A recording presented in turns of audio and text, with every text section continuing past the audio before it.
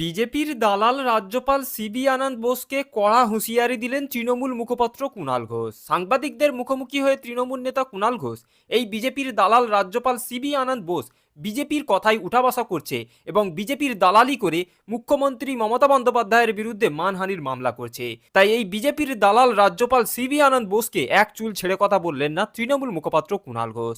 তো প্রিয় দর্শক, তৃণমূল মুখপাত্র কুণাল ঘোষ সাংবাদিকদের মুখোমুখি হয়ে এই বিজেপির দালাল রাজ্যপাল সিবি আনন্দ বোসকে কিভাবে তুলোধনা করলেন, এই ভিডিওটি ধৈর্য ধরে শেষ পর্যন্ত দেখতে থাকুন।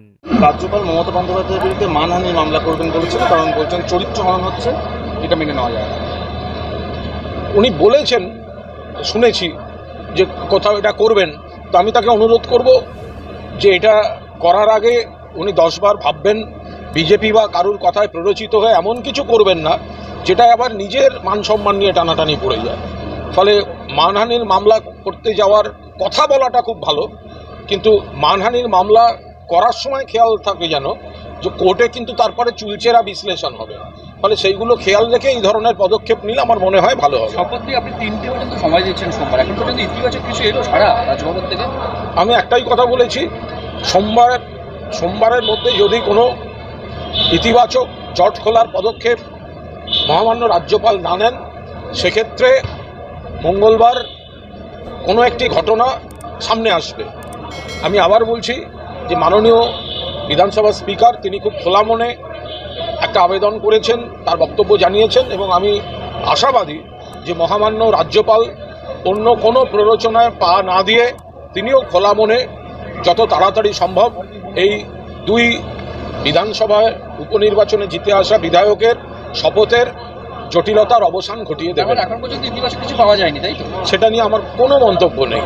আমার শুধু বক্তব্য যে মহামান্য অধ্যক্ষ খোলা মনে তার বক্তব্য রেখেছেন, ফলে মহামান্য রাজ্যপাল তিনিও তাতে সাড়া দিয়ে এই জটটা খুলে দেবেন বলে আমি আশাবাদী।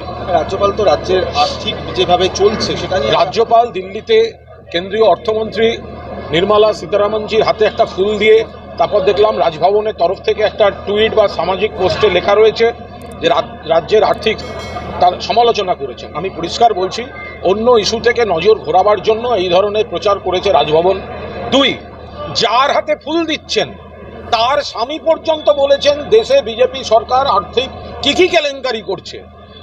কেন্দ্রীয় অর্থমন্ত্রীকে ফুল দিচ্ছেন রাজ্যপাল, রাজ্য নিয়ে বলছেন, তার স্বামী কি বলেছেন সেটা জানতে চেয়েছেন। 3 নম্বর, রাজ্যপাল যদি বাংলার অভিভাবক হন তাহলে রাজ্যপালের কেন্দ্রের মন্ত্রীর কাছে গিয়ে বলা উচিত বাংলার টাকাটা দেওয়ার জন্য অর্থমন্ত্রীর কাছে 100 দিনের টাকা, আবাসের টাকা, 1,50,000 কোটি টাকার অন্যান্য সব মিলিয়ে যে বকেয়া, তো বাংলার যদি তিনি রাজ্যপাল হবেন বাংলার অধিকার নিয়ে তো অর্থমন্ত্রীকে বলা উচিত।